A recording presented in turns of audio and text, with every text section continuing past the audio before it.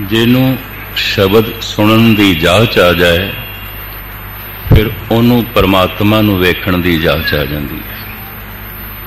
जैसे शरीरक तौर पर भी सुते मनुख नूं जगाना होवे खड़ाक आवाज़ नाल जगाना पैंदा। गुरु दा शब्द सुनना, रसना नाल जपना और जपदियां भी सुनना, इहदे नाल जैसे सुता होया मन जागदा है, जागदियां उसदे लई सब कुछ ब्रह्म हो जाता है, परमात्मा हो जाता है, ईश्वर हो जाता है। शरीरक तौर पर जो असी सौंदे हाँ, रोज़ जाग भी पैंदे हाँ, पर गुरबाणी ऐसा कहती है मानसिक तौर पर ते अनंत जन्मां तो मनुख सुता होया है। सिर्फ ये 10% जागे होया जिहदे नाल सारे कार विहार चलते हैं, बाकी 90% ये सुता होया है। सिमर सिमर गुर सतगुर अपना, सोया मन जागाई। सुते हुए मन लई ये सब कुछ संसार ही है, जागे हुए मन लई सब निरंकार, सब गोविंद है, सब गोविंद है, गोविंद बिन नहीं को। सुते मन लई सब कुछ पदार्थ ही है, जागे हुए मन लई सब कुछ परमात्मा ही है, ईश्वर ही। अगर सब कुछ पदार्थ ही दिखाई देता है, संसार ही दिखाई देता है, तो ये फिर कबूल कर लेना चाहिए मन सुता होया है, जागे होया नहीं।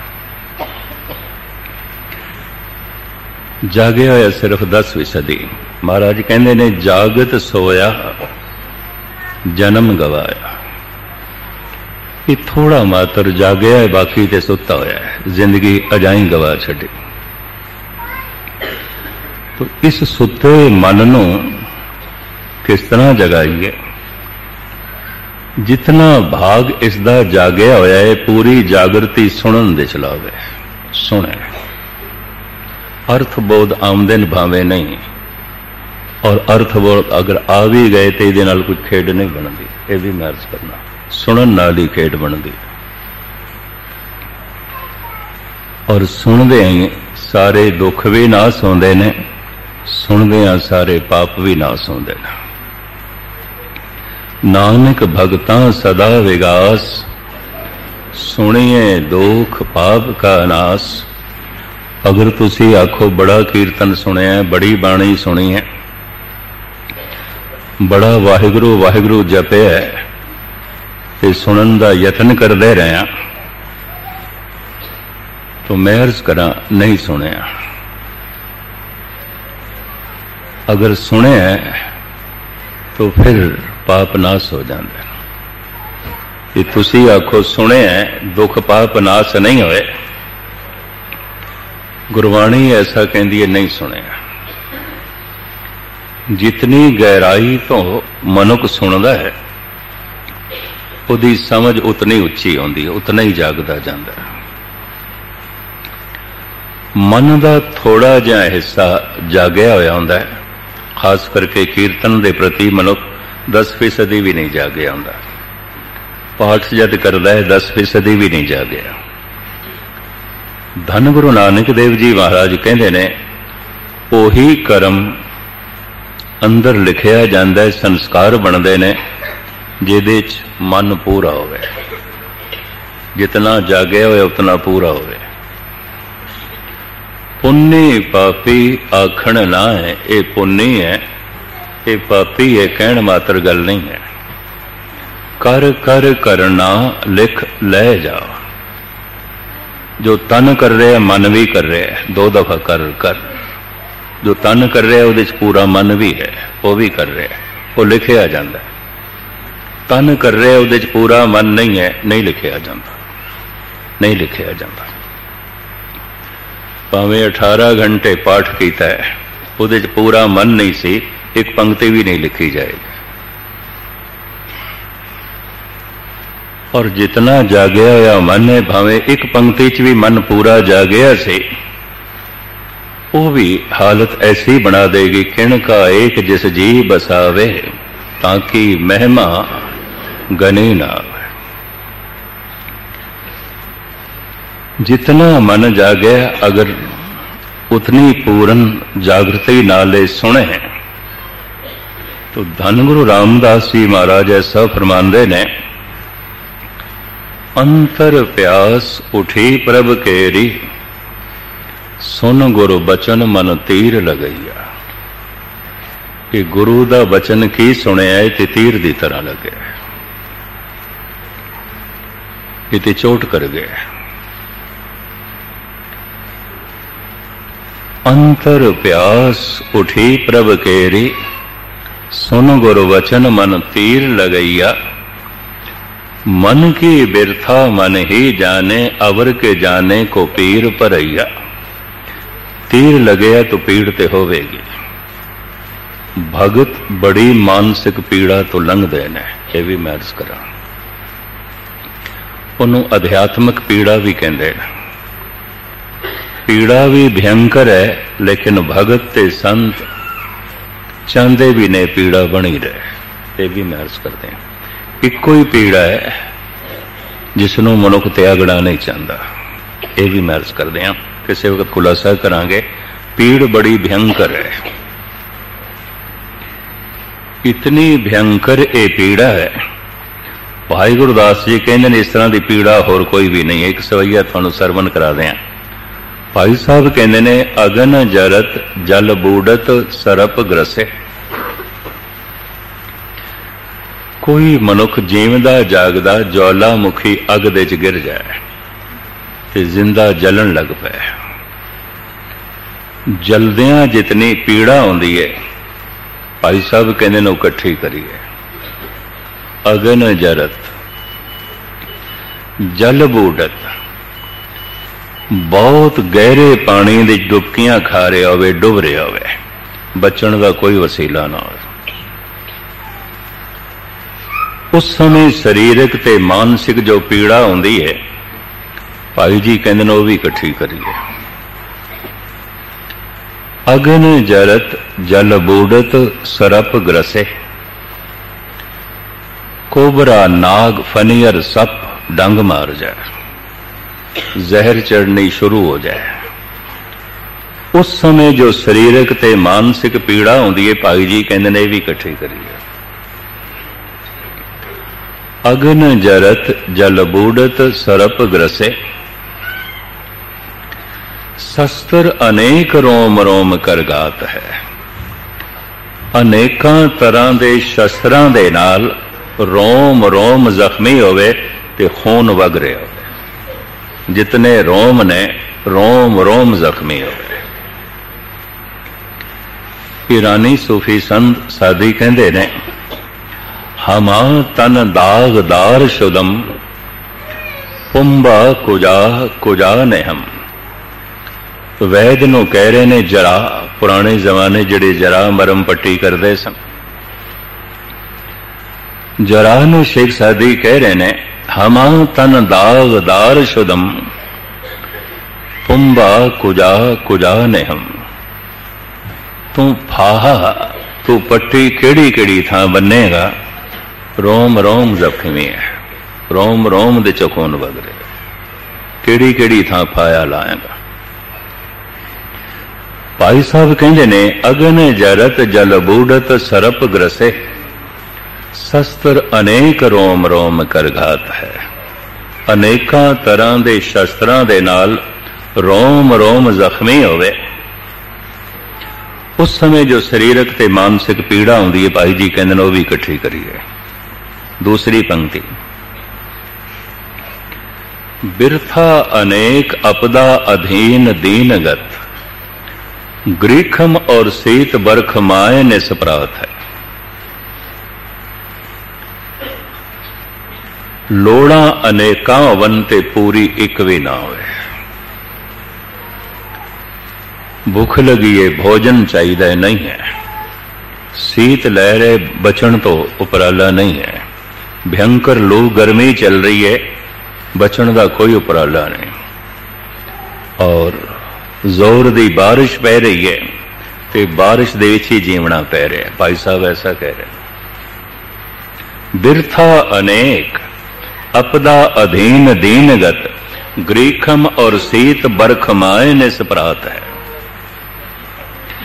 गर्मी सर्दी ते बारिश दे दिन रात रहना पै रहा होवे, अनेकां लोड़ां होवन पूरी एक भी ना होवे, पराई अधीनगी च रहना पै रहा होवे, कसूर भी कुछ ना होवे ते ताड़ना ते गालां सारनियां पै। उस समय जो मानसिक ते शरीरक पीड़ा आउंदी है, भाई जी कहंदे ने यह भी इकट्ठी करिए। तीसरी पंक्ति, गौ दिज बधु वंश विश्वास बद कोट हत्या, तृष्णा अनेक दुख दोख समगात है। गौ नूं ज़बह करना, भगत नूं मारना, कुल दा घात करना, विश्वासघात करना, गुरुद्रोह करना, अनेकों तरह की तृष्णा वरोख बेईमानी करनी और बेशुमार कतल करने, इस तरह के गुनाहां नाल जो मानसिक पीड़ा अंदर पैदा हो जाती है। गुनाहगार कोई मानसिक तौर पर आनंदित नहीं होंगे, बड़े पीड़ा च होंदे। भाई जी कहते हैं यह भी इकट्ठी करिए। इन्हां तीन पंक्तियां विच भयंकर तो भयंकर पीड़ा का भाई गुरदास ने जिक्र कर दिता। तीन पंक्तियां सुना के फिर मैं थानू चौथी सरवण करावां। अगन जरत जल बूढ़त सरप ग्रसे शस्त्र अनेक रोम रोम कर गात है। बिरथा अनेक अपदा अधीन दीनगत, ग्रीखम और सीत बरखमाए निस्परात है। गौ द्विज बधु वंश विश्वास बद कोट हत्या, तृष्णा अनेक दुख दोख समगात है। अनेक प्रकार जोर सगल संसार सो दे, पिया के बिछो पल एक ना पुजात है। परमात्मा दे विछोड़े दा जड़ा एक पल है, वो जड़ा विछोड़ा तड़पा देंदा है। ये सारी पीड़ा एक पल दे समान भी नहीं। तो तुसी खुद अंदाजा लगाओ भगत कितनी पीड़ा तो लंघदे ने। आम जगत दे बेशतर थावां ते मैं देखिया सत्संग नहीं आउंदा, मनोरंजन आउंदा, गुस्ताखी माफ या किधरे सोशल गैदरिंग आउंदी है, समाजिक इकट्ठ दिखाई देंदा। शब्द सुरत दा अभ्यास, धुन ध्यान दी साधना, अंदर चेष्टा, ये बहुत घट दिखाई देंदा, बहुत घट दिखाई देंदा। पूरे ध्यान नाल वाहिगुरु मंत्र नूं सुनिया नहीं तो ये शब्द चोट नहीं करेगा। इस वास्ते धर्म नूं ध्यान साधना भी कहते हैं। धन गुरु रामदास जी महाराज कहते हैं, अंतर प्यास उठी प्रभ केरी, सुन गुर बचन मन तीर लगैया। शब्द की सुनिया ते तीर दी तरह लगे। मन की बिरथा मन ही जाने, अवर के जाने को पीर परैया। रविदास ते कबीर भी कहते हैं, लागी होए सो जाने पीर, राम भगत अणयाले तीर। धन गुरु रामदास जी महाराज कहते हैं, जैसे तीर लगे है ते अंदर प्यास पैदा हो गई है। अंतर प्यास उठी प्रभ केरी, सुन गुर वचन मन तीर लगई। तन नू तीर लगे, खून निकलता है और तन तड़पदा है। ते तड़पदा होया तन मंगदा है, हाय पानी हाय पानी हाय पानी। तड़पदा होया मनुख पानी मंगदा है। कंठ खुश्क हो जाता है, खून दे निकलन नाल उन्होंने प्यास ज्यादा लगती। तन नू तीर लगे, खून निकलता है ते तड़पदे होई जबान चो निकलदा है, हाय पानी हाय पानी हाय पानी। शब्द दा तीर मन नू लगे, लोभ निकलदा है, हंकार निकलदा है, वासना निकलदी है। फिर तड़पदा होया मन ही करन लग पैंदा, वाहेगुरु वाहेगुरु वाहेगुरु। ओ वाहेगुरु आखना कुछ होर है। प्यास है ही नहीं कि कही जाता है हाय पानी हाय पानी हाय पानी। ये नकल होगी, कुछ भी नहीं, कुछ भी नहीं। पर तीर लगे है ते खून निकल रहा है और तड़प रहा है। ते तड़पदा होया मनुख कर रहा है हाय पानी,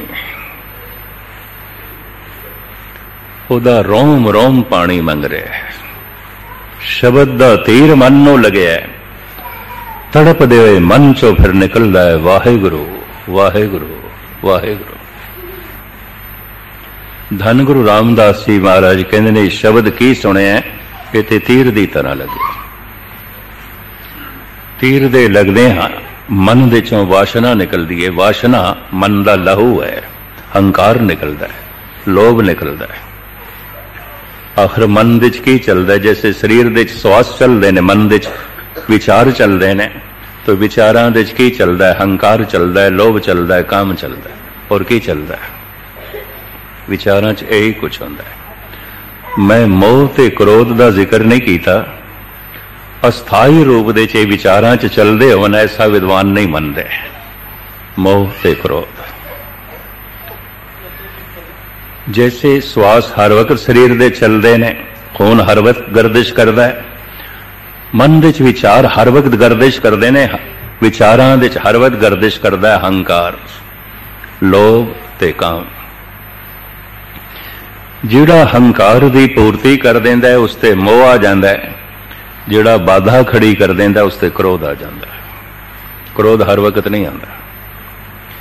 जिहड़ा लोभ की पूर्ति करने की थोड़ा मददगार हो जाए उसते मोह आ जाता है, प्यारा लगता है, चंगा लगता है। जिहड़ा रुकावट खड़ी कर देंदा उसते क्रोध आ जाता है। जिहड़ा वासना की पूर्ति की सहायक हो जाता है उसते मोह आउंदा है, जो रुकावट खड़ी कर देंदा है क्रोध आउंदा है। क्रोध हर वक्त नहीं आता, मोह भी हर वक्त नहीं आता। एक निक्का जिहा उदाहरण दें, मासूम बच्चे ने अपने पिता की पिठ ते हथ रखे पिछों आके, प्यो का सीना ठर गया, छाती ठर गई, भावें बच्चे ने, मासूम बच्चे ने हाथ पिठ ते लाया, ओदा सीना ठर गया और उन्हें गलवकड़ी च ले लिया, सीने च ले लिया, प्यार कर रहे। फिर उही पिता किसी पेपर वर्क दे जुड़िया है, लिखा पढ़ी जरूरी हिसाब किताब, उही बच्चा हुण सामने आ रहा है, उन्होंने कहंदा जरा एक पासे हो, मैनू काम करन दे। हद हो गई, हुणे ते तेरी पिठ नूं हथ लाया, तेरी छाती ठर गई, हुण तेरी छाती दे सामने तो एक पासे करना चाहना है, हुण मोह नहीं है। मोह हर वक्त नहीं होता, क्रोध भी हर वक्त नहीं होता, हंकार हर वक्त होता है, लोभ हर वक्त विचारां चलता है, काम हर वक्त विचारां चलता है। ये भी मैं अर्ज करते हैं। जैसे शब्द का तीर मन नूं लगता है, लोभ निकलता है, हंकार निकलता है, वासना निकलती है, तड़पदा होया मन ही वाहिगुरु वाहिगुरु की मंग करता है। और जो हालत बनती है उसनूं भगत कबीर ने जिस ढंग नाल बयान किया है, अर्ज करके मैं समाप्ति करांगा। कबीर अपने श्लोक इंज बयान करते हैं, कबीर सतगुरु सूर में बाया बान जो एक, लागत ही भोए गिर परया, परया करे जे छेक। गूंगा हुआ बावरा बहरा हुआ कान, पांव ते पिंगल भया मारिया सतगुरबान। गुरु ने अपनी बाणी का ऐसा बाण मारिया, कबीर कहते गूंगा हो गया, गूंगा हो गया। आपकी ज्ञात लई अर्ज करा, 10 दोख मन्ने जाते हैं, 10 पाप जीवन भर रिपीट होंदे रहंदे ने, तो ये बन जाते हैं हजारां लखां।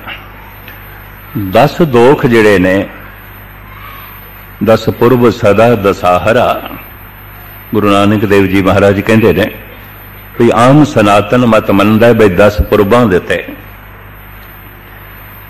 वख-वख तीर्थां ते इशनान कीता जाए, 10 दोख उतर जांदे, लै जांदे ने। महाराज कहते नहीं लैंदे, ये नहीं लैंदे। इशनान जल दा मनुख दे गुनाहां नूं नहीं धो सकदा, मनुख दे पापां नूं नहीं धो सकदा। किस ढंग नाल धुलदे ने, किस वक्त फिर अर्ज करांगा। 10 दोख जिहड़े ने, इहदे 4 पाप जबान दे ने, 3 पाप मन दे ने, ते 3 पाप तन दे ने। 4 पाप जबान दे केड़े। प्रथम मिथ्या बोलना, झूठ बोलना। दूसरा व्यर्थ बोलना, में गपशप फिजूल ना कोई मतलब, एवं एनर्जी वेस्ट करी जानी। तीसरा कौड़ा बोलना। चौथा फिक्का बोलना। ये 4 पाप जबान दे मने गए। 3 पाप मन दे मने गए ने। किसी दी जान बारे बुरा सोचना, किसी दे माल बारे बुरा सोचना, किसी दी इज्जत आबरू बारे बुरा सोचना, ये मानसिक पाप ने 3। 3 पाप तन दे ने। किसी दी जान खो लेनी, किसी दी इज्जत लुट लेनी, किसी दा माल खो लेना, ये 10 दोख बनते हैं। शरीरक तल ते जिहड़े 3 दोख ने, ये तो कोई हिम्मत वाला करता है क्योंकि समाज है, कानून है। मानसिक तौर पर मनुख करता ही है।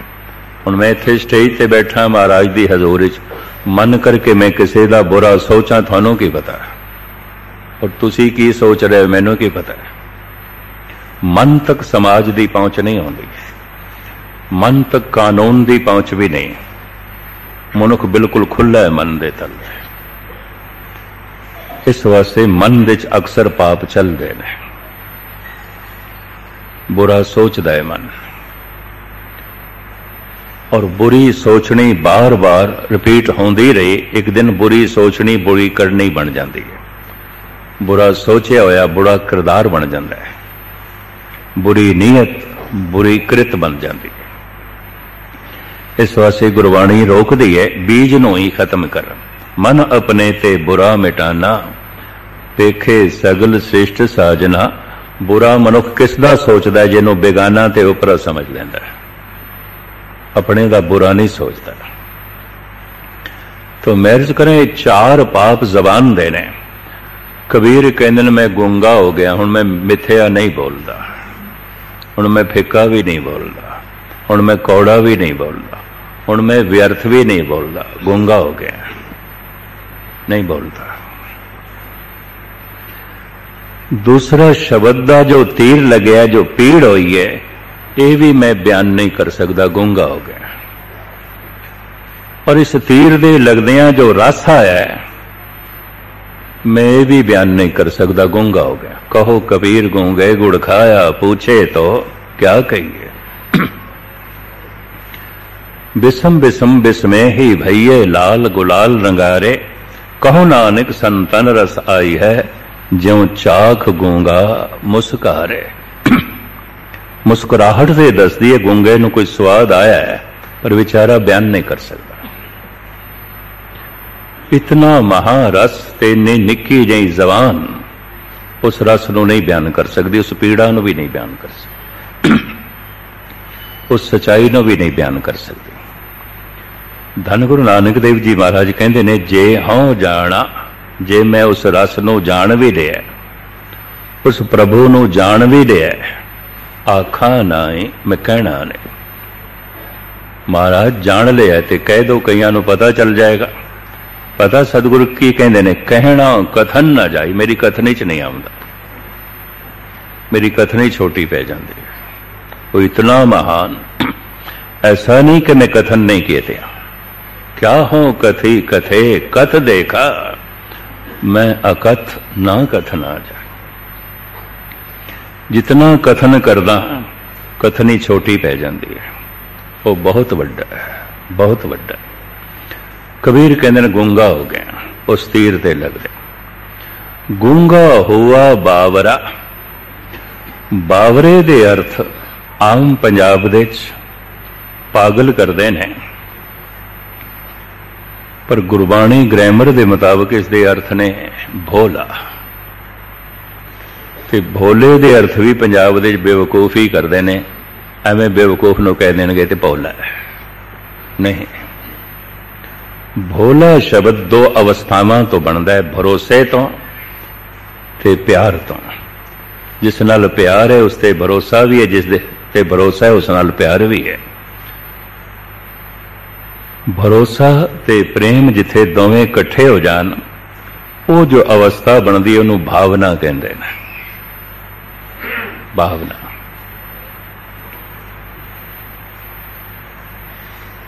भावक मनुख, भावना नाल भरिया होया मनुख, उन्होंने भोला आख्या।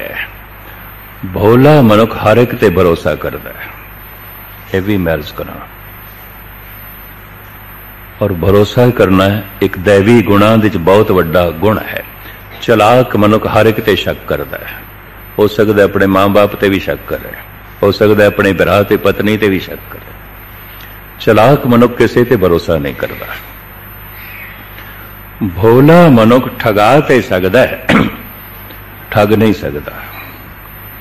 चलाक बंदा ठग ते सकता है, ठगा नहीं सकता। भोला होना दैवी गुणा दे चों एक बहुत वड्डा गुण है। भोला मनुख अंदरों बाहरों एक होंदा है। चलाक मनुख बाहरों कुछ होर है, अंदरों कुछ होर है। धन गुरु गोबिंद सिंह जी महाराज औरंगजेब नूं कहंदे ने, जफरनामा श्री मुखवाक पातशाही 10वीं, तो रामन न दानम के यजदा शनास, बरामजतो का रहा दिल खराश। भावें तू हद विच तस्बीह रखदा है और अल्लाह अल्लाह जपदा है, 5 वक्त नमाज पढ़दा है, फिर भी तू खुदा शनास नहीं है, शैतान है, धोखेबाज है। गुरु गोबिंद सिंह जी महाराज की हिम्मत, अगर सद कुरान बाखुरी कसम, मराए एतबार न यक जर्रा दम। एक नहीं तू 100 कसमां भी कुरान दियां खावे, मैं तेरे ते भरोसा नहीं कर सकता। तू झूठा, तेरी कुरान दी कसम झूठी। तू बाहरों कुरान दी तलावत करदा, अंदरों शैतान है। तेरे 2 रूप ने। चलाक मनुख दे 2 रूप हैं हमेशा, दिखांदा कुछ होर है, होंदा कुछ होर है। भोला अंदरों बाहरों एक है। साडे देश दे महान हो गए जोगी नो, शिव जी नो भोला शंकर कहते हैं। भोला नाथ, भोला भोला, हर एक ते भरोसा कर रहे सी। अपने उस सेवादार ते भी भरोसा किया जो उसनूं ठगण लई आया और बड़ा भारी धोखा देने लगा। भरोसा भोला मनुख ठगा सकता है, ठग नहीं सकता। भोला मनुख अंदरों बाहरों एक होंदा है। हाफिज कहते ने, सद जां फिदाए आं के जबानश दिलश यकेस्त। हजारां जिंदड़ियां उस बंदे तो कुर्बान कीतियां जा सकदियां ने जिहदी दिल ते जबान एक है।